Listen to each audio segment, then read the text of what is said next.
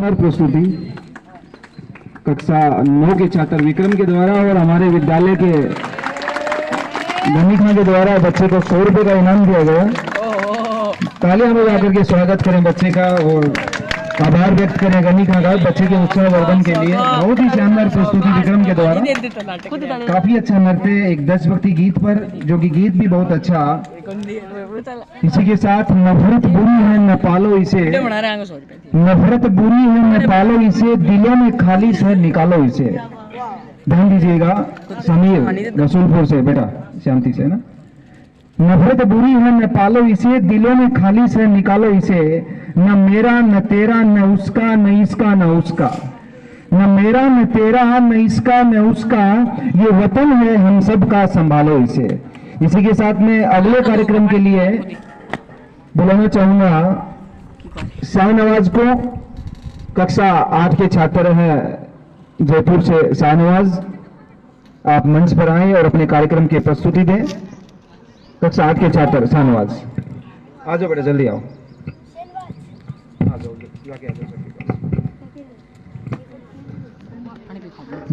15 अगस्त स्वतंत्रता दिवस हमारे विद्यालय प्रांगण में आप सभी के बीच में मनाया जा रहा है। विद्यालय में जो भी हमारे अतिथि हमारे बीच पहुंचे हैं, बच्चों के अभिभावक, आप सभी का मैं आभार व्यक्त करता हूं। विद्यालय परिवार की ओर से हार्दिक स्वागत करता हूं और विद्यालय परिवार की ओर से मैं आप सभी को इस राष्ट्रीय पर्व की बधाइयां देता हूं। हमारे बीच में आयुष जी पहुंचे हैं, मैं आपका भी विद्यालय परिवार की ओर से हार्दिक स्वागत और अभिनंदन करता हूं। और प्यारे बच्चों, और मैं अभी अभिभावकों को भी थोड़ी जानकारी देना चाहूंगा कि अभी हमारे विद्यालय परिवार में इस सत्र में कक्षा 6, 7, 8 और 9, कक्षा 9 का भी संचालन किया जा रहा है। और अभी भी कक्षा 6, 7, 8 में कुछ सीटें खाली हैं जिनमें हम एडमिशन ले रहे हैं। आप जहां कहीं भी अपने आस पड़ोस में रिश्तेदार, जानकार जो भी हैं, आप उनको जानकारी दें। हमारे विद्यालय में कक्षा 6 से 12 तक हम पढ़ाएंगे। इस बार कक्षा 9 है, अगले साल से 10वीं भी हो जाएगा, उसके बाद में अगले साल 11वीं और 12वीं। विद्यालय की जो भवन है विद्यालय का, उसका शिलान्यास हो चुका है और भवन का निर्माण किया जा रहा है। और जानकारी के लिए आपको बता दूं कि 16 करोड़ रुपए की बिल्डिंग जो बन रही है, जिसमें बहुत बड़ा कैंपस, 12 बीघा में कैंपस होगा। विद्यालय के लिए जमीन हमारे फतेहपुर के बड़े व्यवसायी और भामाशाह श्रीमान दाऊद जी पिनारा जो है, उन्होंने जमीन डोनेट की है। 12 बीघा जमीन में सरकार की ओर से 16 करोड़ रुपए का भवन बनाया जा रहा है, जिसमें सभी बच्चों के लिए बहुत ही शानदार बिल्डिंग, हॉस्टल होंगे, सभी स्टाफ के लिए क्वार्टर होंगे, स्कूल बिल्डिंग होंगे, सारे ग्राउंड होंगे और एक बहुत ही अच्छा कैंपस जो आपने देखा होगा कि जैसे बड़ी बड़ी इंग्लिश मीडियम स्कूलें होती हैं, एक बहुत ही अच्छा कैंपस होता है, उससे भी शानदार कैंपस हमारा होगा। बस जरूरत है आप सबके सहयोग की, जिसमें बच्चे भी अपना सहयोग करें, अभिभावक भी अपना सहयोग करें और हम सब मिल करके एक नया इतिहास, एक नई इबारत लिखने की कोशिश करेंगे। अगर आप हम हमारे साथ हैं, बच्चों का एडमिशन यहाँ पे कराएं ज्यादा से ज्यादा और बच्चों को यही रहने के लिए छोड़ें जहां तक कोशिश हो सके। बच्चों को आप जो ये रोजाना का अप डाउन है, आना जाना है, इसको ना करके, क्योंकि बच्चा जब हमारे पास रहेगा सुबह से शाम तक तो उसका चहुमुखी विकास होगा।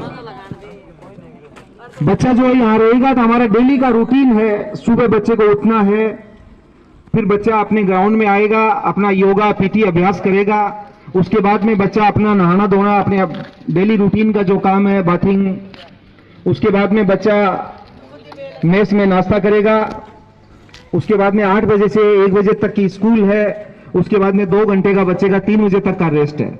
3 बजे से 5 बजे तक की रिमेडियल क्लासें हैं और 5 बजे से 7 बजे तक का बच्चे का गेम्स का टाइम है और 7 बजे से 8:30 तक फिर शाम को इवनिंग में रिमेडियल क्लासेस का रूटीन है, शेड्यूल है और 8:30 से 9 बजे तक डिनर है, शाम का खाना है और 9 बजे से 10 बजे तक बच्चे की हॉस्टल में अपनी खुद की पढ़ाई है बेड पर और 10 बजे से सुबह 5 बजे तक बच्चे का सोने का टाइम है। धीरे धीरे हम रूटीन में डालने का प्रयास कर रहे हैं कि बच्चे नए हैं, इसलिए एकदम से इनको हम जबरदस्ती करें, बच्चों के साथ में कड़ा अनुशासन लें तो बच्चे क्या कि वापस जाने का प्रयास करते हैं घर पे। इसलिए हमारा प्रयास है कि धीरे धीरे बच्चों को हम हमारे रूटीन में लाने का प्रयास करेंगे। इसके बाद में मैं आगे की जानकारी आपको देते रहेंगे। इसके बाद कार्यक्रम जो है हटगी तो पापलीन दे गोडे जे कसाई फिरे बिलो जीन दे हटगी तो पापलीन दे गोडे जे कसाई फिरे बिलो जीन दे इन्हें कच्ची मोती तेरा सच्चा हो गया पजामा पूरे ऊंचा हो गया पजामा पूरे ऊंचा हो गया पजामा पूरे ऊंचा हो गया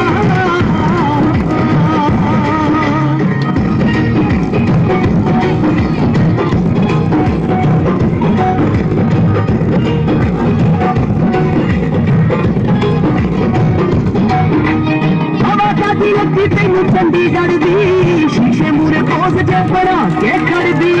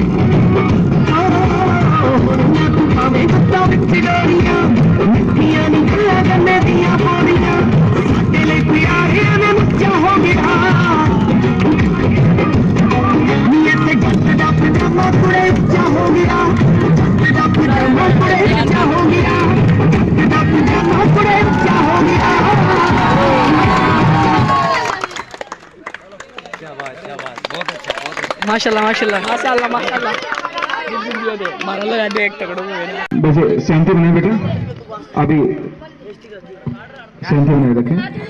अब मैं आपके कार्यक्रम को संबोधित करने के लिए मैं निवेदन करूंगा हमारे बीच में उपस्थित हमारे अतिथि श्रीमान जानकी लाल जी गुर्जर, आप हमारे बीच में उपस्थित हैं। आप आर्मी से रिटायर्ड हैं सूबेदार मेजर के पद से।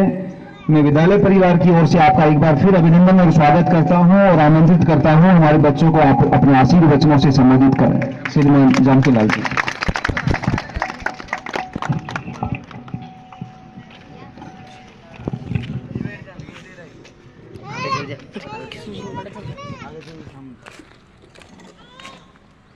हेलो, मेरे साथ बोले जय हिंद, जय हिंद, जय हिंद। आज के इस शुभ अवसर पर हमारे स्वतंत्रता दिवस के उस शुभ अवसर पर पधारे माननीय अतिथि श्री सलीम जी, स्कूल के प्रधानाध्यापक श्री मान इमरान खान जी और स्कूल के स्टाफ, बाकी मेरे स्कूल के प्यारे बच्चों, आज का जो ये दिन है स्वतंत्रता दिवस, हमें सन 1947 में अंग्रेजों से गुलामी मुक्त के भारत को स्वतंत्रता मिलती। इसके लिए हमारे कई बहुत से सेनानी, बहुत से वीर जिन्होंने अपनी जान की कुर्बानी दी और इस स्वतंत्रता को हासिल किया। मैं आर्मी में 30 साल मैंने सेवा की है और 30 साल विभिन्न जगह पर हमने काम किया है। तो प्यारे बच्चों, आपको ये शुभ अवसर पर बहुत बहुत बधाई, बहुत बहुत धन्यवाद। आपका ये प्रोग्राम मैंने देखा, बहुत खुशी हुई। शारीरिक परिश्रम, संगीत प्रस्तुति और ये अपना जो नाट्य प्रस्तुति बहुत ही अच्छा आपने जो तैयारी की, इसलिए बहुत बहुत बधाई, धन्यवाद। हमारे देश में अभी भी बहुत से हमने बहुत ऊंचाई छुई है, बहुत कुछ काम किया है, लेकिन अभी भी हमें बहुत कुछ करना है। हम आज दुनिया की तीसरी अर्थव्यवस्था बन चुके हैं, आज हम चंद्रमा पर पहुंच गए हैं और भी हमने बहुत बहुत अच्छे काम किए हैं। हम आज दुनिया में हमारे हिंदुस्तान का नाम है। हिंदुस्तान ऐसा एक देश है जिसके अंदर हर धर्म, जाति, वर्ग के लोग रहते हैं, विभिन्न धर्म के लोग रहते हैं, एकता में अनेकता। तो आपको जैसे हमारे आपके अध्यापक भी बता रहे थे, पढ़ाई, कठिन परिश्रम, लगन, मेहनत, जब तक शिक्षा नहीं है समाज में तब तक कुछ नहीं है। सबसे बड़ी है शिक्षा। शिक्षा है जिस घर में, वो घर हमेशा आगे बढ़ता है। जहाँ शिक्षा का भाव है वह हर तरह से मुसीबत खड़ी रहती है। तो शिक्षा का महत्व आप लोग समझो। और ये जो आपका स्कूल है इसको मैं देख के बहुत प्रसन्न हुआ। जिस गवर्नमेंट ने आपके लिए इतना सुख सुविधा दी है, आप यहाँ रहो, पढ़ो। और बोर्डिंग स्कूल का यही मतलब है कि आप यहाँ रहोगे तो ज्यादा से ज्यादा आपको टाइम मिलेगा, ज्यादा से आपको सीखने को मिलेगा। आपका सुबह का व्यायाम है, पीटी है, योगा है, और भी अन्य प्रोग्राम है। पढ़ाई में समय मिलेगा। बार बार घर जाओगे तो आपका समय नष्ट होगा, फिर घर की तरफ लगाव होगा। माता पिता आपको आने के लिए, आने करने के लिए कोई न कोई बहाना बनाते रहेंगे। तो इसलिए मेरा यही आपसे बच्चों से यही है। मेरा भी बच्चा, अभी मैं आपको बताना चाहता हूँ, मेरा बच्चा आर्मी में कर्नल है। मैंने भी उसको अच्छी शिक्षा दी, लेकिन कभी उसको अपना नजदीक वो नहीं कि उसको बिल्कुल अपने पास रखे। उनको ऐसा स्ट्रांग बनाया। मैं अपनी उसकी बड़ाई नहीं कर रहा, लेकिन आज वो उस पोस्ट पे है तो अपनी मेहनत और लगन से है। तो बच्चों, मेरा यही आपसे निवेदन है और आपसे ये मैं गुजारिश करूंगा कि भविष्य में आगे बढ़ना है तो उसके लिए कड़ी परिश्रम करना पड़ेगा। बिना परिश्रम कुछ नहीं है। मानता हूँ लक है, भाग्य है, सब कुछ है, लेकिन परिश्रम करोगे, मेहनत करोगे तभी आगे बढ़ोगे। आपने सुना होगा राष्ट्रपति एपीजे अब्दुल कलाम का नाम सुना होगा आप लोगों ने। वो जब गए थे एनडीए में सिलेक्शन के लिए गए थे, बहुत क्वालिफाइड हुए, लेकिन एनडीए में उनका सिलेक्शन नहीं हुआ। अमिताभ बच्चन जो आपने सुना होगा बहुत सुपरस्टार है, वो भी एनडीए में गए थे, सिलेक्शन उनका भी नहीं हुआ। लेकिन भगवान ने, खुदा ने उनके लिए कुछ और बहुत सोच के रखा था। जब राष्ट्रपति अब्दुल कलाम जब सक्सेस नहीं हुए तो वो सुसाइड करने के लिए चले गए। लेकिन कोई गुरु महात्मा मिले, बेटा क्या कर रहा है? बोला मैं आज निरा। बोला नहीं, तेरे लिए कुछ और सोच के रखा हुआ, तुम जाओ वापस। उसके पास ट्रेन की टिकट के पैसे तक नहीं थे उनके पास। वो वापस गए, मेहनत की, और आज वो देश के बड़े राष्ट्रपति, मिसाइल मैन के नाम से फेमस हुए। तो ये एक उपलब्धि है। कभी निराश नहीं होना चाहिए, मेहनत करता रहना चाहिए। अभी कल की घटना है तमिलनाडु की, आप लोग न्यूज सुनते होगा। एक बच्चा अपनी एजुकेशन के लिए नीट का एग्जाम दिया, पहली बार एग्जाम दिया, नहीं सक्सेस हुआ, दूसरा दिया नहीं हुआ, तो उसे सुसाइड कर लिया। तो उसके पिताजी को भी सदमा हुआ, उसके अंतिम संस्कार किया, फिर उनके पिताजी को सदमा हुआ, उन्होंने भी सुसाइड कर लिया। तो ये बड़ी गलत, मतलब ये बहुत ही एक कमजोरी है। इंसान को कभी भी निराश नहीं होना चाहिए और कभी भी आत्महत्या जैसा घृणा ये काम नहीं करना चाहिए। मेहनत करो, मेहनत करो, मेहनत करो, मेहनत का ही सब फल मीठा है। तो मेरा आखिर फिर आपसे सबसे यही मैं कहूँगा, इस स्कूल में आए हो, मेहनत करो। आपके जो पेरेंट्स हैं, आपके अभिभावक हैं, आपके जो टीचिंग स्टाफ है, आपके जो और भी आपके जो सहयोग है, बहुत अच्छा कर रहे हैं। बहुत बड़ी आपका स्कूल है, इसकी फायदा उठाएं। सरकार आपको इतनी सुविधा दे रही है तो इसके लिए बहुत बहुत बधाई है। और प्रधानाध्यापक में खास करके निवेदन करूंगा कि बच्चों का और सर्वांगीण विकास करें और जहां भी रहे खुश रहें। धन्यवाद। जय हिंद, जय भारत। बहुत बहुत धन्यवाद, आभार सर आपका। आपने अपना कीमती समय निकाला और हमारे बच्चों को संबोधित किया। बहुत अच्छी बातें बताई आपने। एपीजे अब्दुल कलाम के बारे में सर आपको बता रहे थे। उनका एक बहुत ही अच्छा डायलॉग है। एपीजे अब्दुल कलाम ने कहा कि सपने वो नहीं है जो हम नींद में देखते हैं सो करके, सपने वो हैं जो खुली आंखों से देखते हैं। इसलिए सर ने आपको बताया कि आपको बहुत ज्यादा मेहनत करनी है और बहुत आगे तक जाना है, और मेहनत का कोई शॉर्टकट नहीं है। जितनी ज्यादा मेहनत करोगे, जितना ज्यादा अपने आप को तपाओगे, उतना ही ज्यादा सफल होगे। इसके बाद में मैं आज के हमारे कार्यक्रम के मुख्य अतिथि श्रीमान सलीम जी से निवेदन करूंगा कि आप भी हमारे बच्चों को संबोधित करें।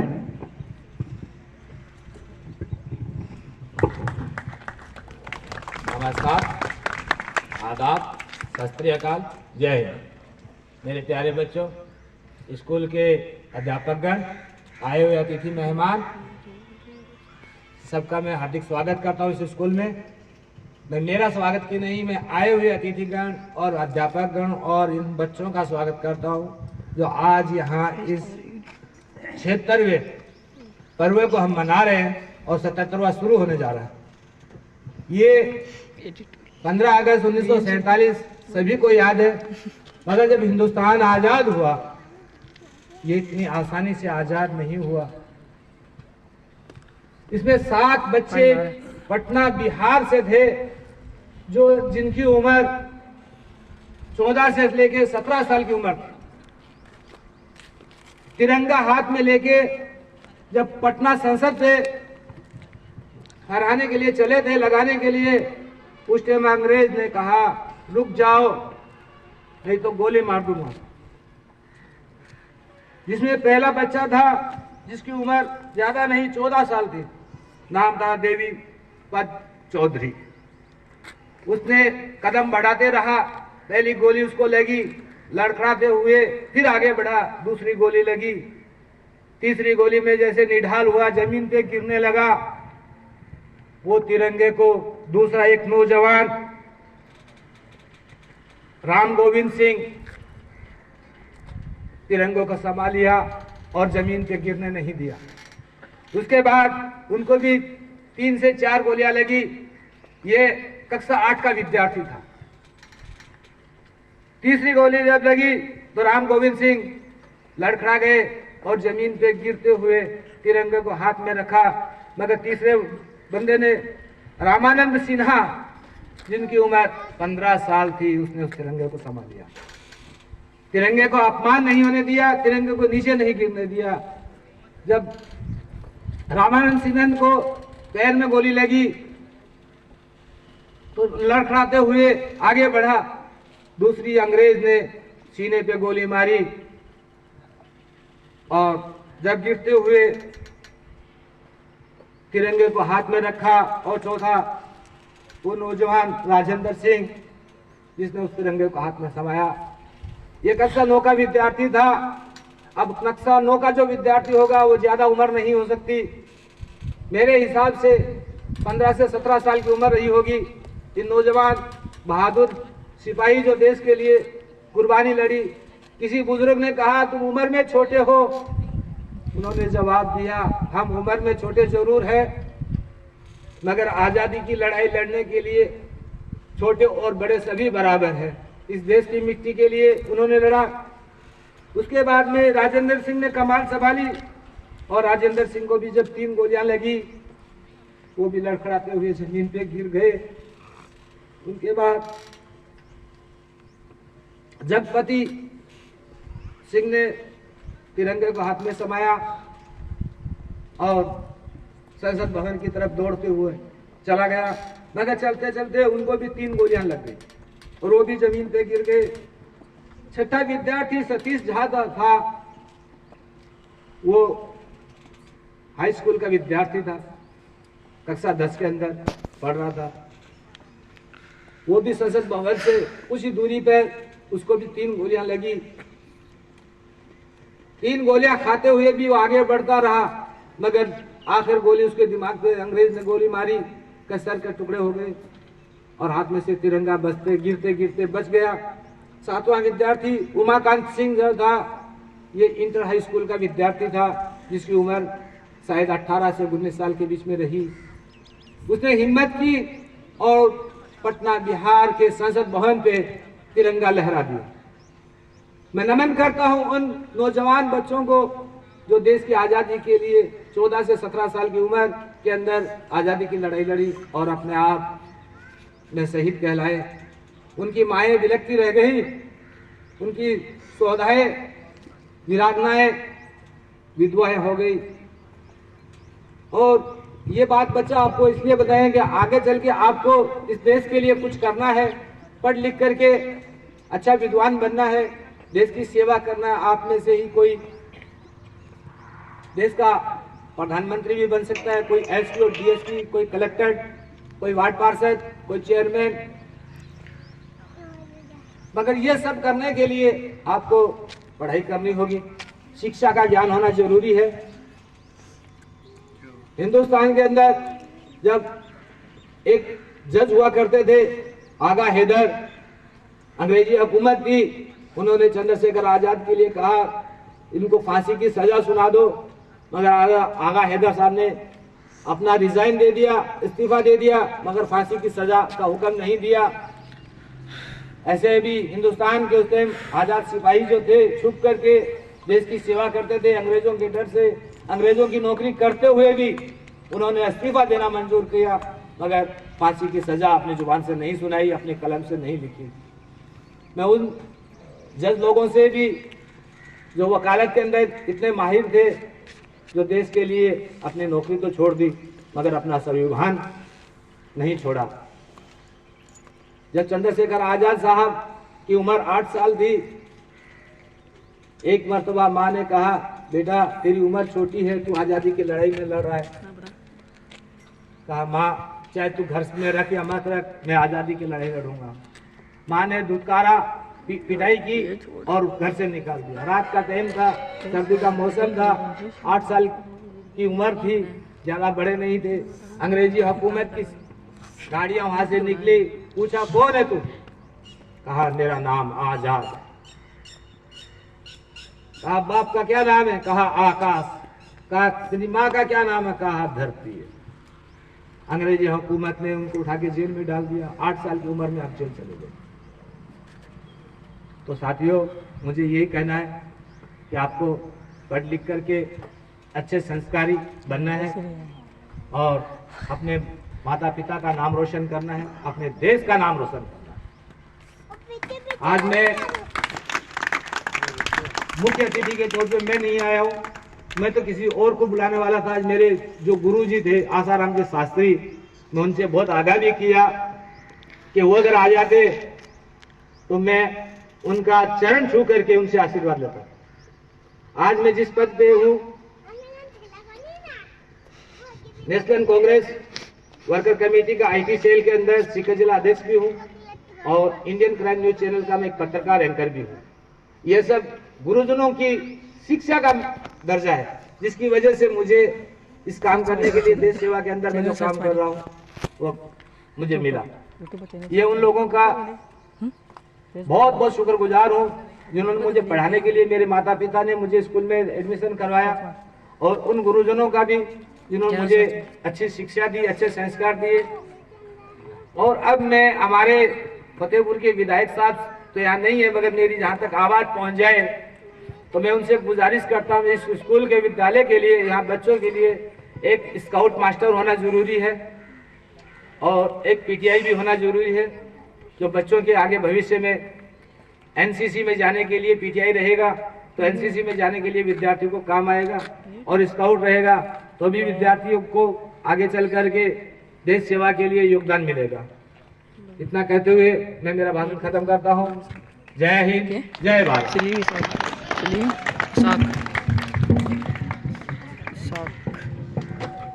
बहुत बहुत शुक्रिया सलीम साहब आपका। बहुत ही अच्छे शब्दों के साथ बहुत ही अच्छी बातें हमारे बच्चों को आपने बताई। और इसके बाद में मैं कुछ पुरस्कार वितरण के लिए पिछले वर्ष का जो हमारा रिजल्ट था कक्षा 6, 7 और 8 का, जिसमें हमारे बच्चे जिन्होंने पहला, दूसरा, तीसरा स्थान, प्रथम, द्वितीय और तृतीय स्थान प्राप्त किया, उनको हम सम्मानित करना चाह रहे हैं विद्यालय परिवार की ओर से। कक्षा 6 में है मोहम्मद सादिक, आप अगर उपस्थित हैं यहाँ पे? नहीं है। सेकंड पोजीशन, दूसरा स्थान था मोहम्मद मुस्लिम भी नहीं। थर्ड पोजीशन है मोहम्मद कैफ, कक्षा 6 में तीसरा स्थान मोहम्मद कैफ का रहा। आप मंच पर आए और अतिथि महोदय के हाथों से अपना पारितोषिक, अपना इनाम ग्रहण करें। तालियां बजा करके स्वागत करें मोहम्मद कैफ का। मोहम्मद कैफ पिछले वर्ष कक्षा 6 में आपने तीसरा स्थान प्राप्त किया, इस बार आप कक्षा 7 में हैं। और इसके बाद में कक्षा 7 में है, कक्षा 7 में प्रथम स्थान प्राप्त किया इरफान खान। इरफान आप मंच पर आए, जोरदार तालियां बजाएं बच्चों के लिए। द्वितीय स्थान प्राप्त किया मोहम्मद अदनान, आप यहाँ पे नहीं है सर। और तीसरा स्थान प्राप्त किया है अली हसन। अली हसन आप मंच पर आए, आपने पिछले वर्ष कक्षा 7 में तीसरा स्थान प्राप्त किया है। इसके बाद कक्षा 8 में ए ग्रेड पाने वाले छात्र हैं मोहम्मद रमजान, आप प्रथम स्थान पर हैं। मोहम्मद रमजान, आप मंच पर आए और अपना इनाम अतिथि महोदय से ग्रहण करें। इस्माइल खां जी, आप रमजान को सम्मानित करते हुए। और द्वितीय स्थान है मोहम्मद अमान और अमजद, आप दोनों मंच पर आए। मोहम्मद अमान और अमजद, आप भी मंच पर आए।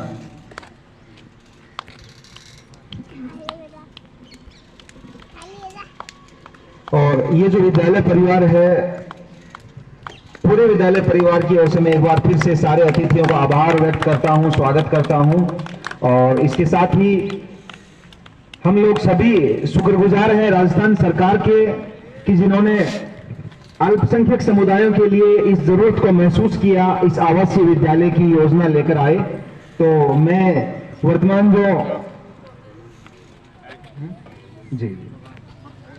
मैं हमारी राजस्थान सरकार का शुक्रगुजार हूं और हमारे विधायक महोदय श्रीमान हाकम अली खां का भी आभार व्यक्त करता हूं कि आपने अपने अथक प्रयासों से हमारे फतेहपुर में इस अल्पसंख्यक आवासीय विद्यालय की स्वीकृति दिलवाई।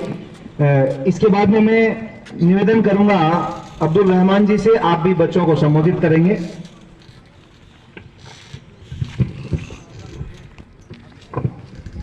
अस्सलाम वालेकुम। जय हिंद। मेरे साथ बोलो, जय हिंद। बिल्कुल। मैं यहाँ सभी जो मेहमान हैं, बच्चे हैं, गुरुजन हैं, इनका सबका सम्मान करता हूँ। और बच्चों को सिर्फ मैं दो ही बात कहना चाहूँगा। बच्चों, आपकी पढ़ाई का सबसे बड़ा जो दुश्मन है वो आपका आलस है।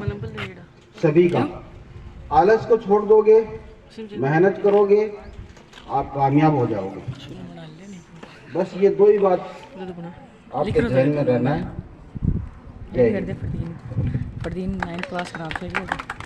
बहुत ही कम शब्दों में रहमान जी ने बहुत ही बड़ी बात कही है कि आलस जो है वो इंसान का नाश कर देता है। आप जहां कहीं भी जिस भी काम में आलस करेंगे, आपका कभी भी आपका विकास नहीं होगा, आप कभी भी प्रोग्रेस नहीं कर पाओगे।